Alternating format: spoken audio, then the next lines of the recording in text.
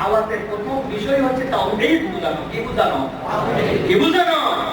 সাত তো কতবার বলে গেছেন, বাংলাদেশে কত ওয়াজ আছে, কত কিছু আছে, তাওহীদের ওয়াজ নাই। যে দেশের লোকের 90% লোক তাওহীদ বুঝে না, সেই লোক না বুঝে অনেক সময় শিরিক করে বসে, সেই দেশে বাকি দাওয়াত তো অনেক কম। আল্লাহ রাব্বুল আলামিন এরপরে বলছেন দ্বিতীয় তোমাদের জন্য কাজ কি? ওয়াত্তাকু। দ্বিতীয় কাজ হচ্ছে যখন বান্দাদেরকে তুমি দাওয়াত দিয়ে দেবে, তো বান্দারা তোমরা আল্লাহকে ইবাদত হিসাবে, মাবুদ হিসাবে মানো। এই আত্মস্থ যখন বান্দারা হতে শুরু করবে, আপনি মানুষকে বলেন দ্বিতীয় দায়িত্ব তোমাদের হচ্ছে তোমরা আল্লাহ রাব্বুল আলামিনকে ভয় করো, আল্লাহকে ভয় করার মতো ভয় করো। এইটা হচ্ছে একজন দাঈ ইলাল্লাহর দ্বিতীয় গুণ হবে। তারা মানুষকে বুঝাবে, বারবার বলবে, হাজারবার বলবে, কোটিবার বলবে, লক্ষবার বলবে, বলতেই থাকবে। সে মনে করবে এইটাই আমার ব্যবসা, এইটাই আমার কাজ, এইটাই আমাকে করতে হবে। বান্দা যখন আল্লাহকে বারবার বারবার বলবে, বান্দা মানুক বা না মানুক, বান্দা যখন এই কথা বলতে থাকবে, আল্লাহ রাব্বুল আলামিন এই বলার ইবাদতের সওয়াব তাকে দিতেই থাকবে। সুবহানাল্লাহ। এরপর আল্লাহ রাব্বুল আলামিন বলেন দ্বিতীয় কি লাগবে? 3 নম্বরে লাগবে ওয়াজিউন। 3 নম্বরে তাদের জন্য লাগবে আল্লাহ রাব্বুল আলামিন বলেন আল্লাহর ইবাদত, আল্লাহকে ভয় করা। 3 নম্বর হচ্ছে যেই পয়গম্বর আসবে, ওই পয়গম্বর যে দাওয়াত দিচ্ছে, ওই পয়গম্বর যে প্রক্রিয়ায় দাওয়াত দিয়েছেন, যেমনে বলেছেন, যেমনে চলেছেন, আপনি যদি আপনার দাওয়াতকে ফলপ্রসূ করতে চান, আপনার কথা মানুষের অন্তরে গেঁথে যায়, এইটা যদি চান, তাহলে রাসূলের ইতাআত করা লাগবে। কি লাগবে?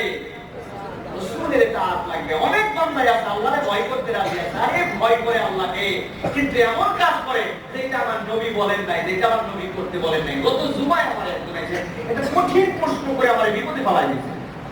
আমার বলতে হুজুর, আমাদের একজন মহিলা ইয়া আলিমু ইয়া আলিমু ইয়া আলিমু এইটা 1 লক্ষ বার করছে। এর আগে 3টা বাচ্চা তার পেটে আসছিল, 3টাই নষ্ট হয়ে গেছে। ইয়া আলিমু 1 লক্ষ বার পড়ার পরে এই বাচ্চাটা ঠিক হয়ে গেছে।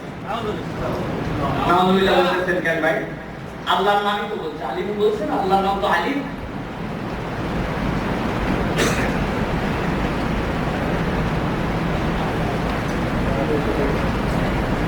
শেষ করে তাহলে প্রিয় ভাইরা, এই যে কনসেপ্টটা বলতেন, আল্লাহ রাব্বুল আলামিন বলেছেন ওয়ালিল্লাহি আসমাউল হুসনা, আল্লাহ রাব্বুল আলামিনের সুন্দর সুন্দর নাম আছে, সেইগুলো নাম দিয়ে তোমরা আল্লাহকে ডাকো। তা আল্লাহ রাব্বুল আলামিনের নামে ডাকা খারাপ কাজ না ভালো কাজ? ভালো কাজ। কিন্তু বিষয়টা এখানে একটু ভিন্ন রকম। বিষয়টা হচ্ছে আমার রাসূল সাল্লাল্লাহু আলাইহি ওয়াসাল্লাম এইরকম কোন ওজিফা কি আমাদের দিয়ে গেছেন কিনা? ও ব্যক্তিগতভাবে এটা আমল করে উপকার পেতেই পারে। আল্লাহ রহমান নাম আপনি ডাকছেন, রাহিম নাম ডাকছেন, কোটিবার করছেন, লাখবার করছেন, হাজারবার করছেন, কিন্তু আপনি এইটাকে অন্য কারোর জন্য প্রেসক্রিপশন বানায় ইবাদতে রূপান্তর করতে পারবেন না। বুঝতে পারছেন বিষয়টা? আরেকজন আমারে প্রশ্ন করছে, হুজুর আমি যখন বাইরে টাইরে যাই শত্রু থেকে বাঁচার জন্য করি, কি করি? ও যে আল্লাহ মিন বাইনি আইদিহিম সাদ্দা ওয়া মিন খালফিহিম সাদ্দান ফাগশাইনাহুম ফাহুম লা।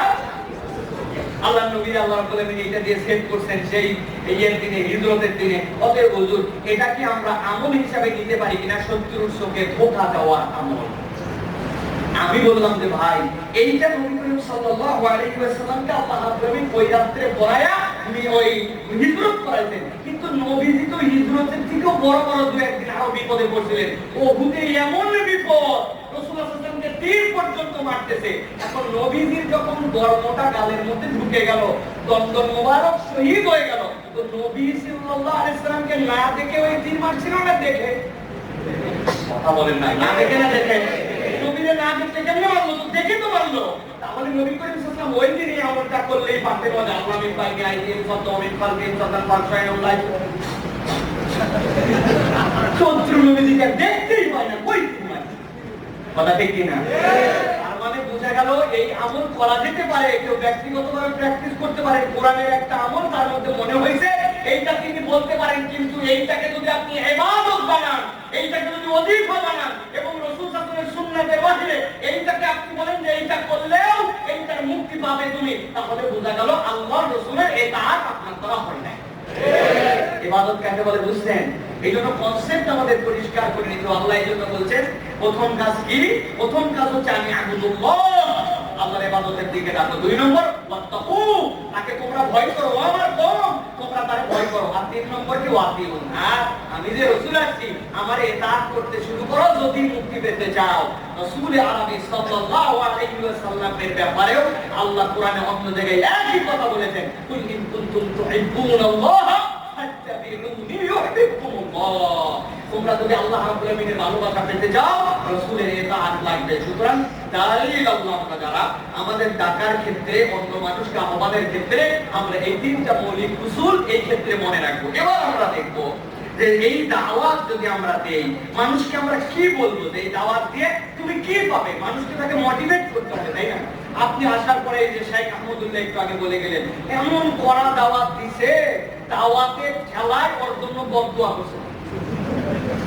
উদাহরণ দেই একটা, ছোটবেলায় আমি মসজিদে গেছি, নামাজ আযান হয়ে গেছে, বাড়ির কাছে তো মসজিদ, সাথে সাথে আগে মসজিদে গেছি। এই জন্য গেছি জানেন, রিয়াদুস সালেহিন একটা বাসাতে ছিল, একদিন রিয়াদুস সালেহিন পড়ছে, আল্লাহর নবীর থেকে একটা হাদিস আসছে, তোমরা যদি প্রথম কাতারের মর্যাদা ভাঙতে তাইলে লটারি দেওয়ার মতো অবস্থা হইতো। আপনারা শুনছেন এরকম হাদিস? প্রথম কাতারের যে মর্যাদা, তোমরা প্রতিযোগিতায় লেগে বাবা নবী কি বলছেন এই কথা, আজকে যা আছে সকালে হুজুর বরাবর দাঁড়ায়, হুজুর বরাবর দাঁড়াইছি।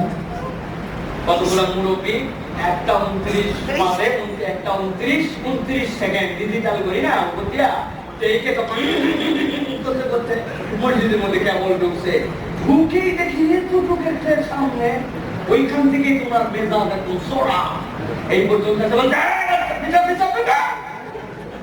আমি তো বিচারছি না, আরে আমি আইছি কখন তুমি জানো না কি কথা, আজান শুনে আইছি আর তুমি 30 সেকেন্ড আছে আমার পিছাতে বলছো, আমি বিচারছি না, আমি শক্ত হয়ে দাঁড়ায় আমার কানটা ধরে পিছনে এরকম করে দিছে, আমি পুরো নামাজ কাঁদছি, যতক্ষণ নামাজ পড়ছি ততক্ষণ কাঁদছি। মুরব্বীর চেহারা আমার এখনো ভাসতেছে, মরে নাই এখনো, আমি মাফ করে দিচ্ছি আল্লাহ যেটাই করবো, কিন্তু এই কষ্টটা আমার অন্তরের মধ্যে ছোটবেলায় উনি দিছে, উনি তো ভালো নিয়তেই দিছে, কি জন্য দিছে, যে এই পাকসাপের বিধান জানে কিনা, ওযু ঠিক করছে কি করে নাই, কেমনে সে চলবে কি চলবে না, সূরা কেরাত শিখছে কিনা, সামনে যদি এই জায়গায় ইমাম সাহেবের বরাবর পিছনে দাঁড়ায়, ইমাম সাহেবের যদি ওযু ছুটে যায় তাহলে পিছন থেকে একজনের সামনে টেনে তো নামাজে দেওয়া লাগবে, লাগবে না?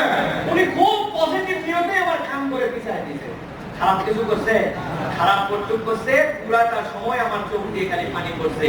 তার মানে বোঝা যায় যে দাওয়াতের ক্ষেত্রে এইরকম ভাবে আমাদেরকে এই বিষয়টাও পরিষ্কার রাখতে হবে যে আমি কেন দাওয়াত দিচ্ছি। আল্লাহ রাব্বুল আলামিন সেই কনসেপ্টটাও বান্দার কাছে তুলে ধরতে বলছেন।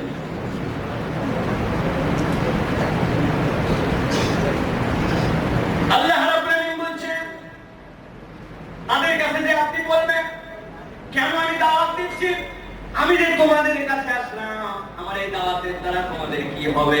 আল্লাহ বলেন তাদেরকে বলেন ইয়াগফির লাকুম মিন যুনুবিকুম ওয়া ইউআখিরুকুম ইলা আজালিন মুসাম্মা। ইবনে আশুর রাহমাতুল্লাহি আলাইহি তাফসীর ইবনে আশুরের ভিতরে আয়াতটার জন্য সুন্দর করে কতগুলো কনসেপ্ট লিখেছেন। তিনি বলেন আল্লাহ রাব্বুল আলামিন যে বললেন তোমাদের এক নম্বর নিয়ামত হবে, তোমাদেরকে যে 3টা পথে আমি ডাকতেছি, 3টা পথে যদি মানতে চাও আমি আল্লাহ তোমাদের জন্য কি করব? দুনিয়ার সব মানুষের কামনাই তো একটা, কি কামনা? আমার আল্লাহ যেন আমারে মাফ করে দেয়। যদি আমার আল্লাহ আমারে মাফ করে দুনিয়ার মানুষের আর কিছুই লাগে না, ঠিক না? এই জন্য আল্লাহ রাব্বুল আলামিন বলেন আপনি যে বলবেন ইয়াগফির লাকুম মিন যুনুবিকুম, তোমরা যদি এই 3টা কথা মেনে নাও আমি আল্লাহর পক্ষ থেকে জানাচ্ছি আল্লাহ রাব্বুল আলামিন তোমাদেরকে সব কিছু থেকে মাফ করে দিবেন, সব গুনাহ আল্লাহ ক্ষমা করে দিবেন। আর দ্বিতীয় কি করবেন? ওয়াইয়াকিরুকুম ইলা আজালিন মুসাম্মা, আল্লাহ বলেন তোমাদেরকে একটা নির্ধারিত সময় পর্যন্ত দেওয়া হবে। আইসারুত তাফসীরের ভিতরে অন্যান্য মুফাসসির ইবনে কাসির সহ বিভিন্ন মুফাসসির বলেন এখানে ব্যাখ্যা 2 ধরনের হতে পারে। আল্লাহ বলেন তোমাদের মুহূর্ত নির্ধারিত সময় পর্যন্ত যদি এই কথাগুলো মনে নাও তাইলে তোমরা ঈমানের উপরে থাকবে, আর ঈমানের উপরে আসার কারণে মওত পর্যন্ত আল্লাহ তোমাকে ওই ইস্তেগফারের উপরে রাখবেন, ক্ষমার উপরে রাখবেন। আর কেউ কেউ বলছেন আল্লাহ রাব্বুল আলামিন কোন তোমার এই তোমার ঘোষণাটা মৃত্যুর আগ মুহূর্ত পর্যন্ত রেখেছে। বান্দা যখনই আল্লাহর কাছে ফিরবে, যখনই চিন্তা বিধানকে মেনে নিবে, আল্লাহ তখনই তারে মাফ করবেন। আল্লাহ বলছেন এটা অব্যাহত। এরপর আল্লাহ রাব্বুল আলামিন বলছেন আপনি জানাই দেন ইন্না আজালাল্লাহি ইযা জাআ লা ইউআখখারু লাউ কুনতুম তা'লামুন। ও দুনিয়ার মানুষ, তোমরা তো জানো না কখন দুনিয়া থেকে তোমাদেরকে চলে যেতে হবে। আল্লাহ পরোক্ষভাবে এই জায়গাতে ভয় দেখাচ্ছেন। এটা কি বলতেছেন আল্লাহ? সেই দিনটা আহ্বান তোমাদেরকে দেওয়া হলো, সেই দিনটা পথ তোমাদেরকে অনুসরণ করতে বলা হলো। তোমার মৃত্যুর খবর তুমি জানো না বান্দা, এইটা শোনার সাথে সাথে তুমি মেনে নাও, এইটা শোনার সাথে সাথে তুমি বাস্তবায়ন করার চেষ্টা করো। কেননা কখন মৃত্যু চলে আসবে তুমি জানো না, আর মৃত্যু আসার সাথে সাথে তোমার তওবার দুয়ার বন্ধ হয়ে যাবে।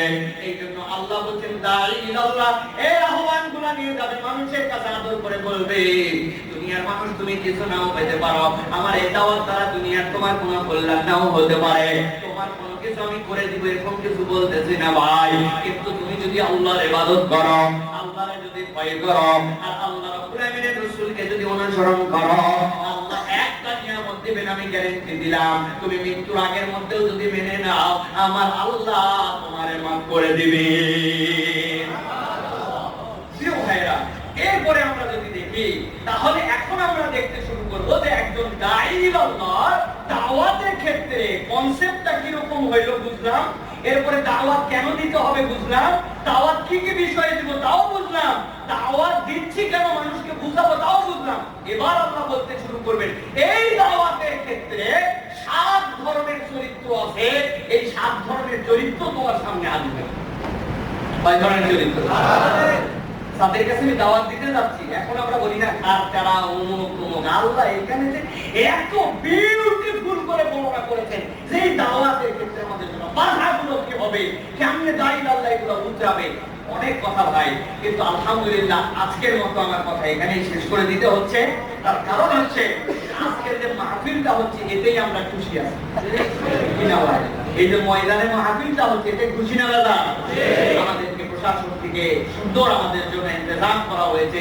তারা কিছু রেস্ট্রিকশন, তাদেরও সাংবিধানিক বিষয়ের কারণে, তাদেরও রাষ্ট্রীয় বিধিবিধানের কারণে আমাদেরকে কিছু সিস্টেমের মধ্যে এনেছে। সেই হিসাবে আমাদেরকেও সেটাও মানতে হবে। সেই হিসাবে বলতেছি, আমি নিজে ব্যক্তিগতভাবে আমার জীবনে যত খুশি হয়েছে তার মধ্যে শ্রেষ্ঠ খুশির একটা হচ্ছে আমার ওস্তাদ আব্দুল জাকির রাহমাহুল্লাহ এই সুন্নাত রাস্তে আমার মতো একদম মানুষরে আর কিছু কথা বলার মধ্যে এখানে আল্লাহ রাব্বুল আলামিন যে বসাইছে, এটা আমাদের বিশাল সম্মান। আলহামদুলিল্লাহ, বাস এইটুকুই যথেষ্ট।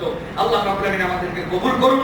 যদি কখনো সুযোগ হয় ইনশাআল্লাহ আবার কথা হবে, আবার দেখা হবে। এরপরে ইনশাআল্লাহ আমাদের ওয়াজিবুল ইহতিরাম আমাদের ফুরফুরার আলা হযরত হুজুর আসবেন এখন ইনশাআল্লাহ। তার আগে আমাদের প্রিয় ভাই শাইখ ওসামা খন্দকার তিনি আপনাদের সামনে কিছু নসিহত পেশ করবেন ইনশাআল্লাহ। প্রিয় ভাইয়েরা, আপনারা